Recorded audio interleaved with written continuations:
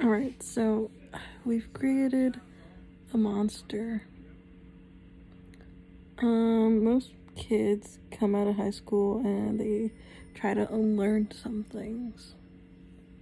Or inevitably do. They swap English for gossip, math for HR departments and managers, and taxes. They swap science for religion and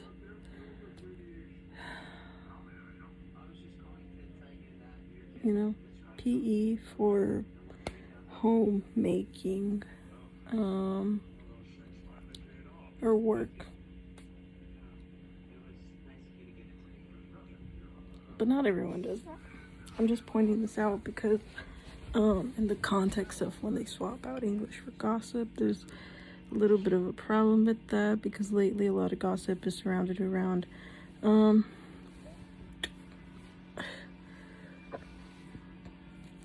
creating tension between language barriers, like really racist things, like pointing out how one person uses a word for one thing and for another person that means something else. And I mean, it's good to know all these things, so it's good for high schoolers to bring that, but there's things that they should already have learned, from when they were learning their ABCs, and most of them probably do know it. They're just acting like they don't, because I think a part of high school is, and any high schooler will tell you this, that it's being rebellious and going against the grain, but it's always the same, same outcomes. So I think it's better if y'all start to realize that you don't have to always say, oh my gosh, she called that this, or oh, she said this. Instead,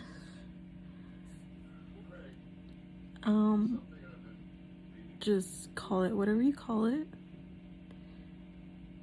and act like you know what they're talking about. Always act like you know what they're talking about. Be confident in everything you do, and don't create awkward tension all the time by pointing out things that are weird, because you're wasting your time doing that. You're wasting your brain doing that. You're not getting your real thoughts out. You're scratching an itch over and over again, the same itch. And you could have a lot more fulfilling conversations if you do this.